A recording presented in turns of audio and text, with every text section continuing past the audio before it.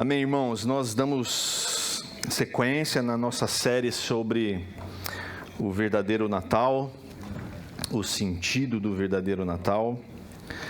Domingo passado nós falamos sobre João capítulo 1. E hoje eu queria que você deixasse sua Bíblia aberta em Lucas capítulo 1.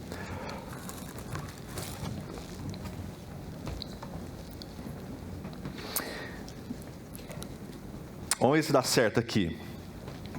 Já viu aquela brincadeira, aquele joguinho de complete a frase?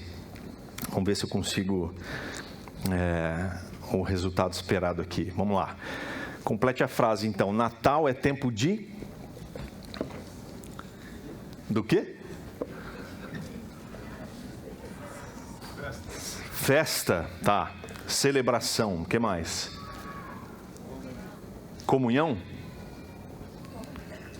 O que mais? Amor. Alegria. O que mais? Não chegou a palavra ainda que eu quero. Vai lá, gente, nós vamos conseguir, vamos. Esperança. Ceia? Ceia? Gratidão. Comida. Tudo isso aí tá certo. Vamos lá, gente, mas não chegou a palavra ainda. Vai. Nascimento. Como? Salvação. Ok. O que mais, gente? Adoração. Ei, glória a Deus. Adoração, essa é a palavra que eu queria. Natal também é tempo de adoração. Nesses tempos de final de ano, é muito comum a gente fazer balanço, né? Todo mundo faz balanço, até as empresas fazem balanço, né? Eu lembro que meu primeiro trabalho foi num supermercado. E eu entrei em setembro e já logo em novembro, final de ano, já tinha uma contagem, um balanço para se fazer. Eu nunca tinha feito um balanço na vida. Pensa uma coisa, um susto grande, né? Um menino de 14 anos trabalhando num supermercado e você vê um supermercado para você contar. E eu falei, é isso mesmo? É isso que é um balanço? E fechava o mercado, né, no final de semana, um sábado inteiro fechado para balanço. Mas é assim com a nossa vida. Às vezes a gente para e reflete um pouco sobre o que aconteceu na nossa vida. E aí, com isso a gente faz planos. A gente pensa, né, poxa, isso tudo aconteceu na nossa vida e agora, com tudo isso, eu quero fazer planos. O que vai ser no ano que vem? E aí, quando começa o ano, a gente tem algumas resoluções, alguns projetos. Alguns fazem até listinha. Tem igreja que faz lista, né? E coloca um tema no ano, esse é o ano tal, e coloca um tema e coloca pedidos, planos, direções, projetos, e ora em função daquilo. Esses dias a gente estava fazendo uma limpeza em casa e nós achamos uma listinha de projetos que a gente fez, sei lá, há 9, 10 anos atrás. E a gente viu ali que muitas das coisas que a gente colocou, talvez todas, foram atendidas, mas não naquele ano especificamente, mas ao longo desses 10 anos. E foi tão satisfatório ver aquela lista, que para nós era algo assim tão intangível quando nós listamos aquilo, e perceber que Deus, na sua graça, na sua misericórdia, nos favoreceu, não no nosso tempo, não de acordo com os nossos projetos, mas de acordo com os dele.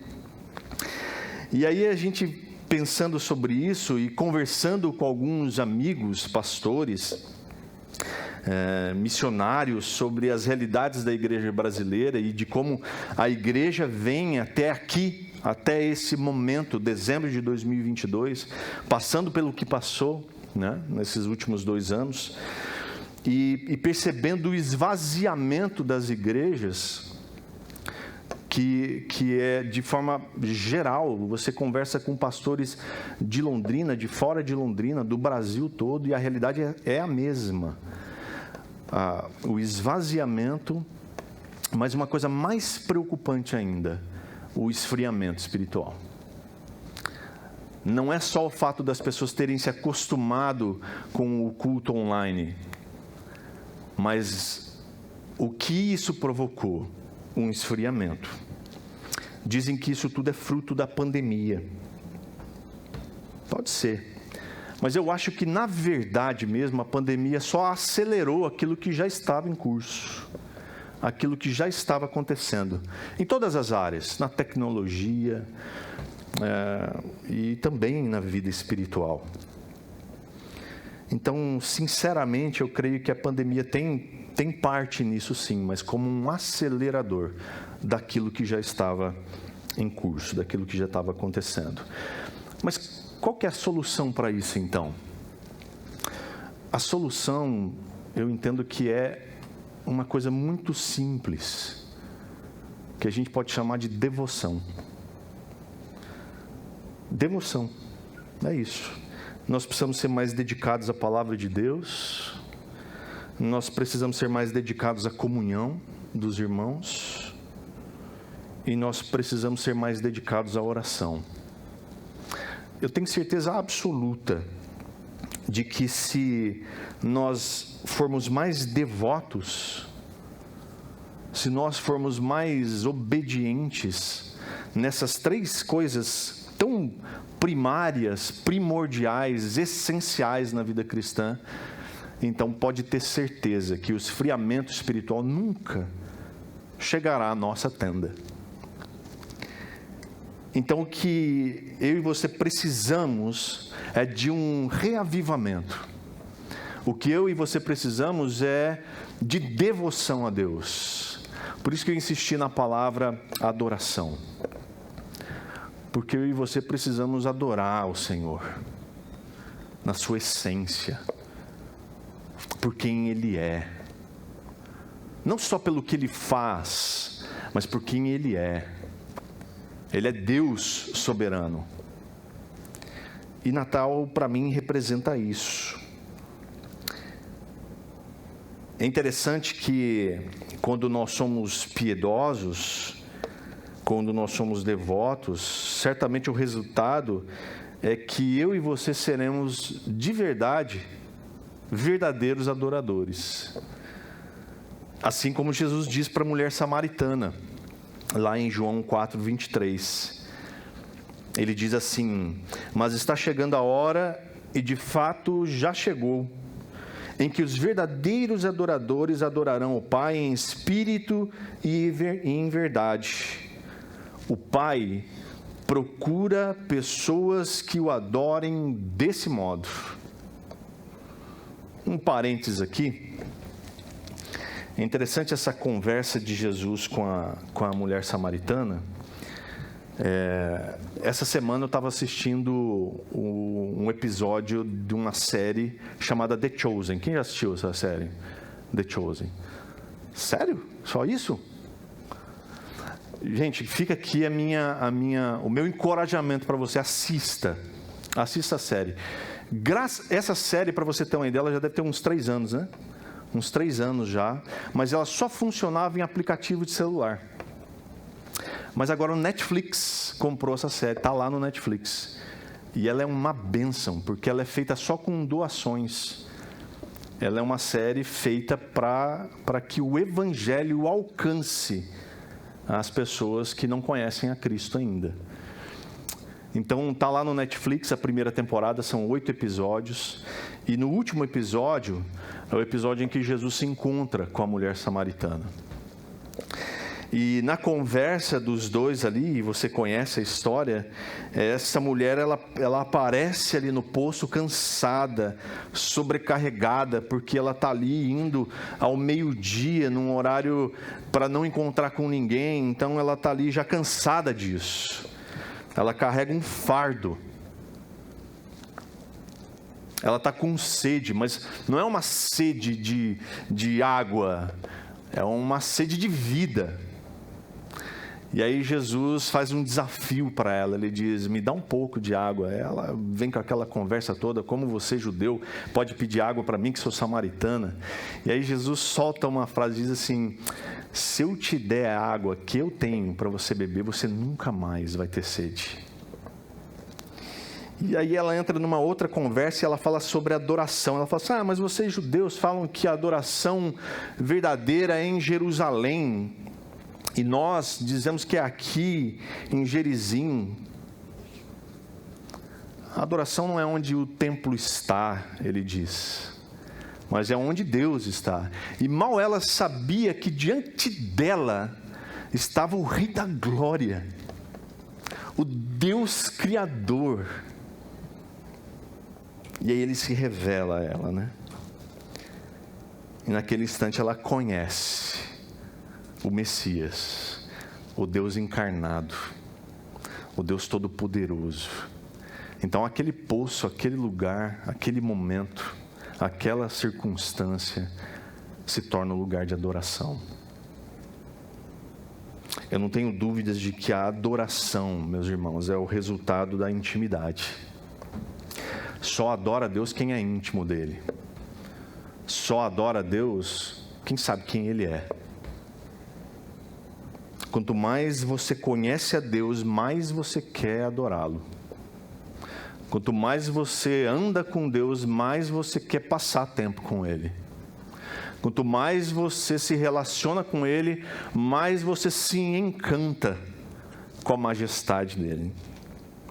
Então, Natal é uma época bastante propícia para falar de adoração a Deus. Porque o Natal representa o momento que a história da humanidade foi alterada para sempre. E aqui em Lucas, capítulo 1 e capítulo 2, nós vamos ver 5 cânticos de exaltação a Deus. Nós temos o cântico de Isabel, Lucas 1:42, nós temos o cântico de Maria, Lucas 1:46 a 55, nós temos o cântico de Zacarias, capítulo 1, versos 68 a 79, e o cântico dos anjos, Lucas 2:14, e o cântico de Simeão, Lucas 2:29 a 32. E esses cânticos são verdadeiras expressões de adoração a Deus, por aquilo que ele estava fazendo e aquilo que ele ainda iria fazer.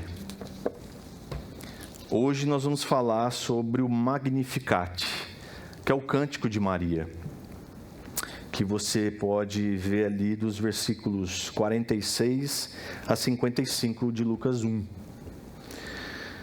Essa palavra Magnificat em latim significa engrandecer, pois é o que Maria faz ao cantar essa canção. Também a primeira palavra do cântico dela, Magnificat. Ela engrandece, ela exalta o Senhor.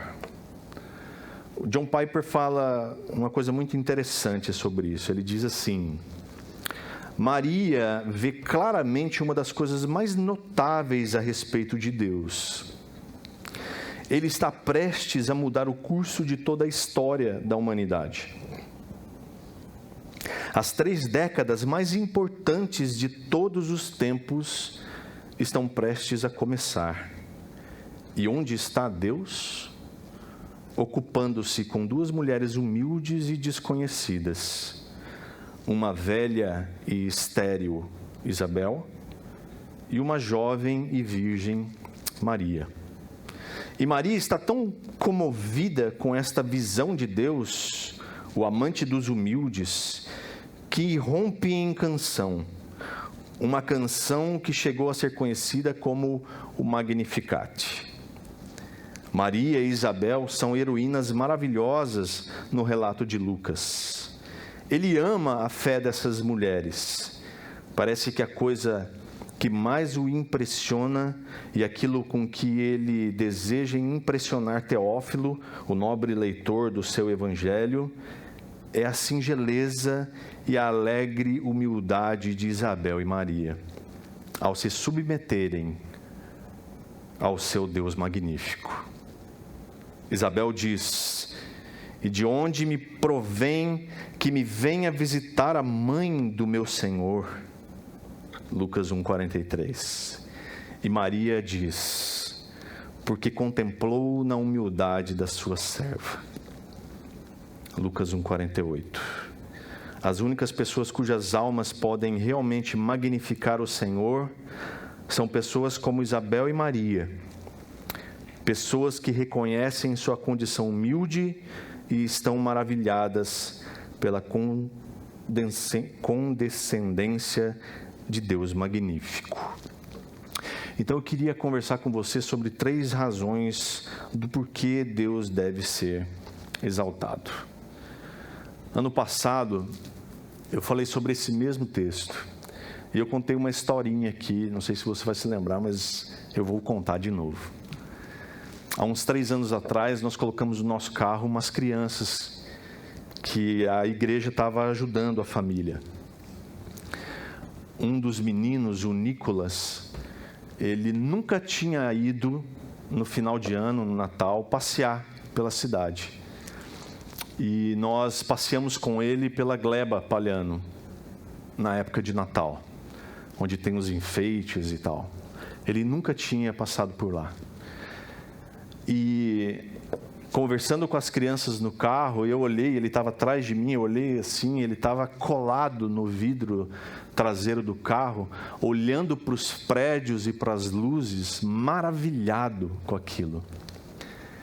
E ele, com aquele jeitinho dele, falando todo errado, ele dizia assim: que magnífico, que magnífico, porque aquilo ele nunca tinha visto na vidinha dele. Menino de 6 anos, que magnífico. É assim que Maria se sente, quando na sua barriga está o Rei da Glória. E quando ela vai visitar sua prima Isabel, e a gente pode ver que Isabel diz para ela no verso 44, quando ouvi a sua saudação, o bebê em meu ventre se agitou de alegria.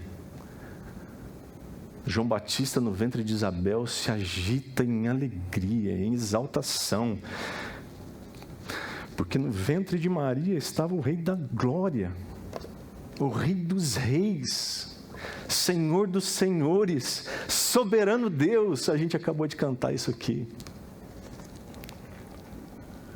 Então, 3 razões porque eu e você devemos exaltar a Deus. Primeiro, Ele é exaltado por sua misericórdia.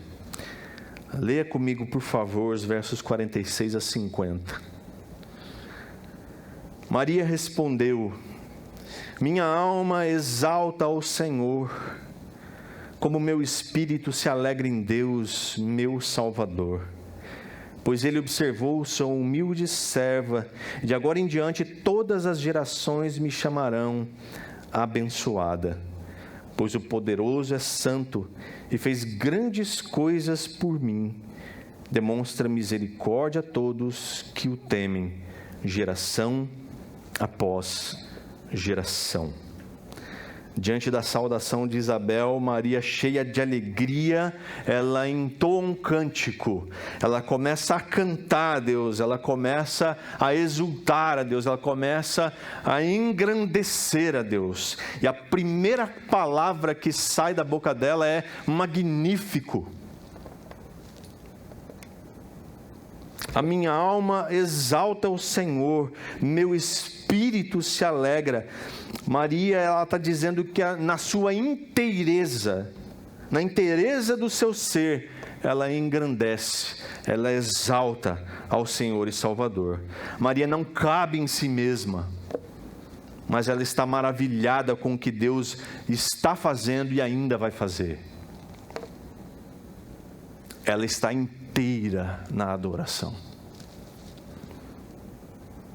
Ela não está pensando no almoço. Ela não está pensando o que vai acontecer logo mais. Ela não está pensando no que vão pensar dela. Mas ela canta. Ela exalta o Senhor. Minha alma e meu espírito te engrandece, ó Deus. Ela diz: observou sua humilde serva. Maria sabe da sua condição. Ela sabe que por si mesma não passa de serva do Senhor. E não podia ser diferente a escolha de Deus, porque, como Tiago nos diz em Tiago 4:6, Deus resiste aos soberbos e dá graça aos humildes. Ela diz no seu cântico: todas as gerações me chamarão abençoada. Maria também, ela tinha ideia, ela tinha uma dimensão do que estava por vir. Ela carregava no seu ventre o Salvador do mundo. Ela sabia que a vinda desse bebê mudaria a história da humanidade. E obviamente dela também. Ela tinha essa consciência.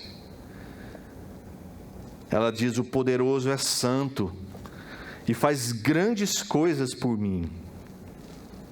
Qual a maior coisa que Deus, o Todo-Poderoso, fez por você? Você consegue dizer? Qual a maior coisa que Deus, o Todo-Poderoso, fez por você? Você sabe dizer? Está na ponta da língua? A maior delas? A grande coisa? Ele me salvou. Ele me salvou da condenação eterna. E me deu a prerrogativa, o direito de ser chamado de filho de Deus. E passar com Ele toda a eternidade. Isso é grandioso, meus irmãos. Muito maior do que as bênçãos que você recebeu na sua vida toda. As bênçãos materiais e tudo mais. Ele te deu a salvação. Será que isso o torna digno da nossa adoração? Será que isso não nos colocaria agora de joelhos em gratidão e adoração a Deus? O simples fato dele ter nos agraciado com a salvação. Será que isso não o torna digno da nossa adoração? Será que isso não seria motivo para eu e você agora fecharmos os nossos olhos em gratidão e adorá-lo? Ela diz: demonstra misericórdia a todos. Misericórdia é o favor mostrado ao miserável e culpado que eu e você somos. Ouvi uma certa vez uma definição muito interessante de misericórdia. Misericórdia é a autorização de Deus de continuarmos vivendo. Então, se eu e você abrimos os nossos olhos hoje pela manhã, em nossas camas, e pudemos nos levantar, tomar o nosso café, pegar o nosso carro, vir até esse lugar, é porque Deus nos concedeu misericórdia. A chance de continuarmos vivendo para a glória dele. Ele poderia simplesmente nos lançar direto ao inferno por causa da nossa desobediência e pecado. Ao invés disso, ele decidiu vir aqui, pessoalmente, nos redimir e nos trazer de volta com laços de amor.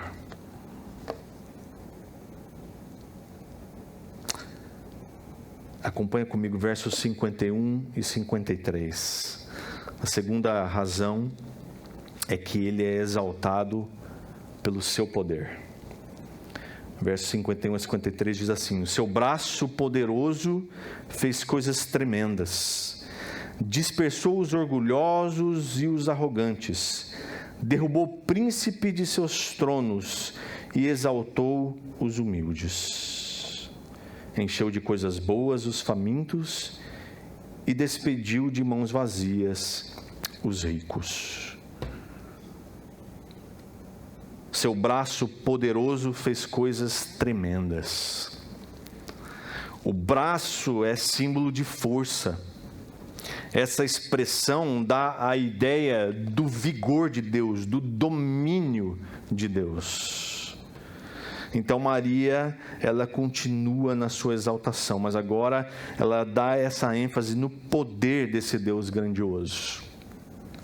Ela diz no seu cântico: dispersou os orgulhosos e os arrogantes.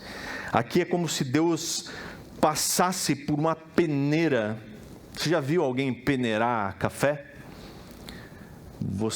Eu me lembro do meu pai fazendo isso.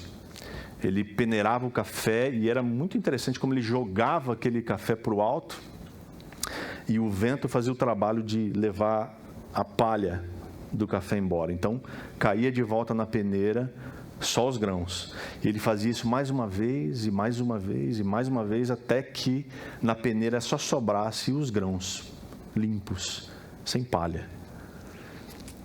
A ideia aqui de dispersar os orgulhosos e arrogantes é como se Deus estivesse fazendo a mesma coisa, peneirando,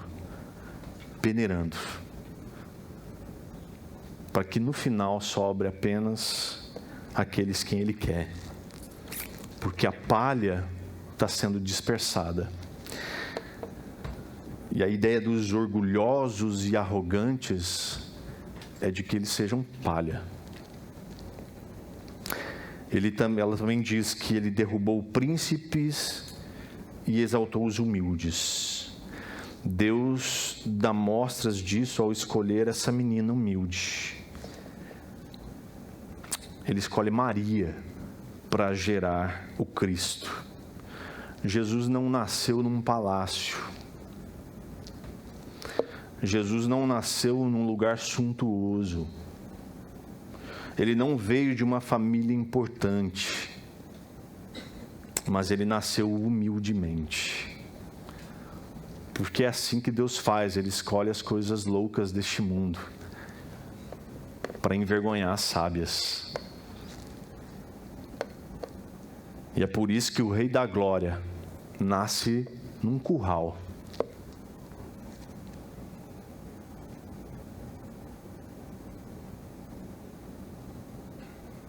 Ele encheu de coisas boas os famintos e despediu de mãos vazias os ricos. O Deus eterno é contra os orgulhosos, os poderosos, os ricos. Aí você pensa assim, peraí, como assim? Os ricos também são filhos de Deus, sim. Mas os orgulhosos, os poderosos, os ricos, que pensam que são autossuficientes, que acham que com o seu poder, com a sua riqueza, com o seu orgulho, conseguirão tudo nessa vida.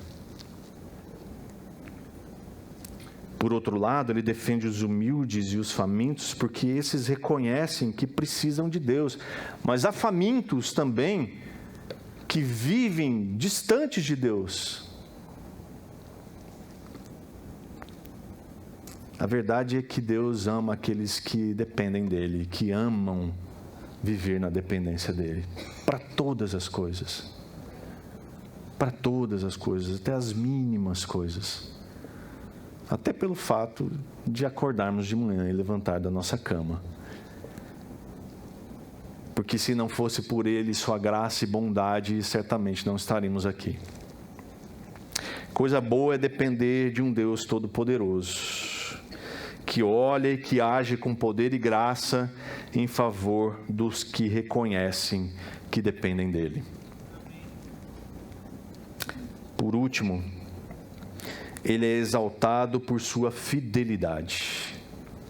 Versos 54 e 55, ela diz assim no seu cântico: ajudou o seu servo Israel e lembrou-se de ser misericordioso, pois assim prometeu aos nossos antepassados, a Abraão e seus descendentes para sempre. Agora Maria canta exaltando ao Deus que ama o seu povo. E Ele é misericordioso desde os antepassados. Ele ajudou o seu servo Israel. Deus, na sua misericórdia, ajuda o seu povo fielmente, cumprindo as promessas do passado, como a gente pode ver em Gênesis, capítulo 22, 15 a 18. Assim diz o Senhor: uma vez que você, Abraão, me obedeceu e não me negou nem mesmo seu filho, seu único filho, juro pelo meu nome que certamente o abençoarei. Multiplicarei grandemente os seus descendentes, e eles serão como as estrelas no céu e a areia no mar. Seus descendentes conquistarão as cidades de seus inimigos, e por meio deles todas as nações da terra serão abençoadas. Tudo isso porque você me obedeceu. Ah, meus irmãos, a chave é a obediência. Quando eu e você obedecemos a Deus e nos prostramos a Ele em adoração, então não há esfriamento que chegue perto de nós. O nosso coração vai estar como o de John Wesley, aquecido pelo Espírito Santo. E aonde quer que a gente toque, onde quer que a gente vá, seja o que for que falemos, a graça de Deus, o poder de Deus alcançará aqueles que Ele quer. Eu queria chamar a Deus. Que tipo de exaltação a Deus tem saído dos nossos lábios, meus irmãos?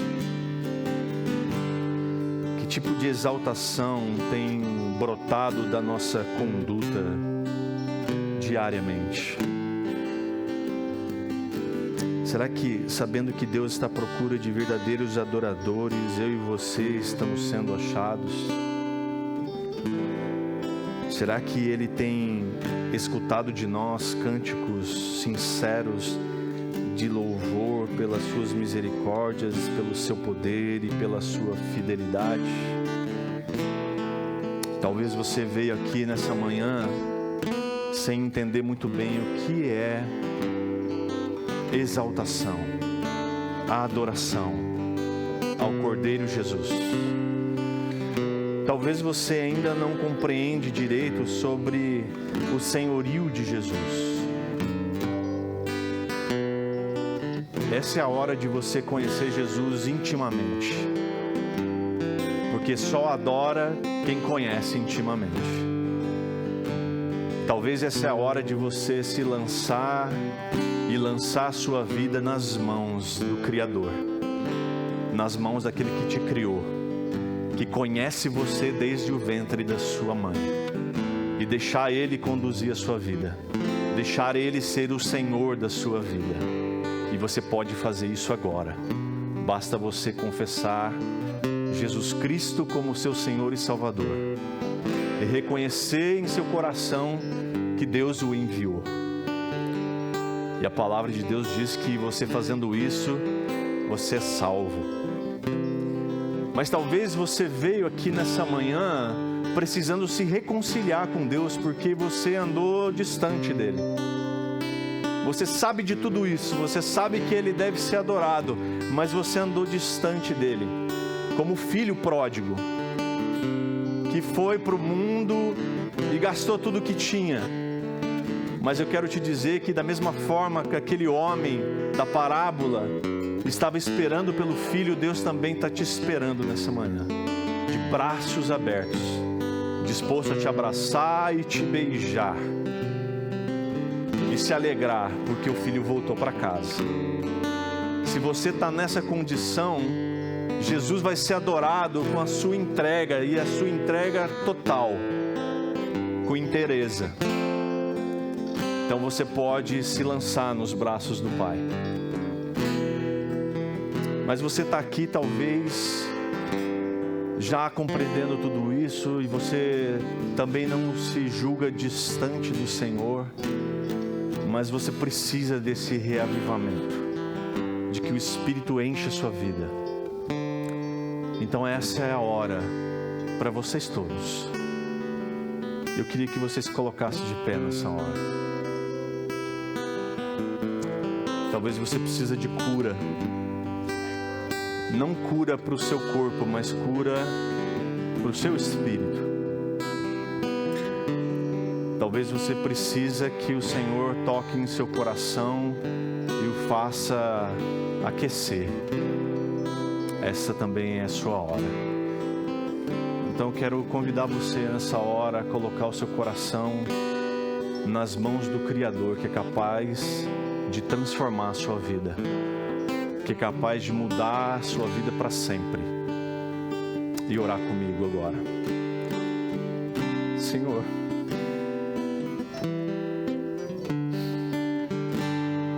minha alma te engrandece, meu espírito se alegra em ti, meu Salvador.